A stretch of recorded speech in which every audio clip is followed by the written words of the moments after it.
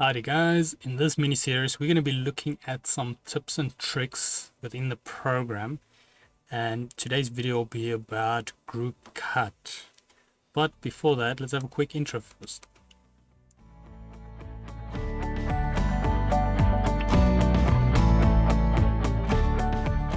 So today's video can be found on softwaretraining.co.za. We make short and easy to watch problem solving videos, and we also have daily updates. Otherwise, back in the program here. Now, just so you guys know, like I kind of mentioned, this is going to be a mini series on the tips and tricks. This is kind of a lot of things that was not quite, or should I say, it's a bit short to fit in a mini series. So we'll just throw all of this under a series.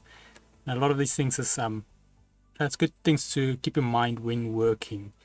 So we call it tips and tricks. So now today's one, we're going to be looking at group cut. And what this comes down to is how objects are, or how objects react to cutting when they are grouped. So now we've got these three objects. Now if I had to number the cutting order, let's say 1, 2, and 3. So if I click on this shape, we can see here by the process order that it will be cut as number 2. So generally then it will cut this one first, second, and third. But now when you actually group two objects, so let's say these two, like I've grouped, they both become process NO1. So that means it will cut this square, then this circle, and then only back to this circle, or oval, let's see. Well, that's a circle, I'm not sure, but in any case. So that is something to keep in mind when you're working with the program, that grouped objects will be cut together. So that's basically what it comes down to, grouped cut. So if you have objects opposite like this grouped, it might be better to perhaps ungroup it and then group these two rather together.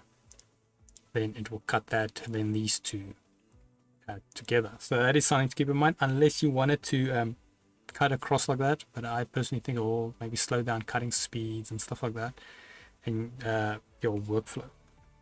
But yeah, otherwise that is it on the tips and tricks group cut. If we had to head here to the website, so softwaretraining.co.za, you guys will notice there's a variety of different softwares to cover, and also you can isolate your search on the top right. If you do not, however, find the training videos you're looking for, just go here and yeah, we'll do our best to try make that video for you. But otherwise, thanks guys for watching, and cheers.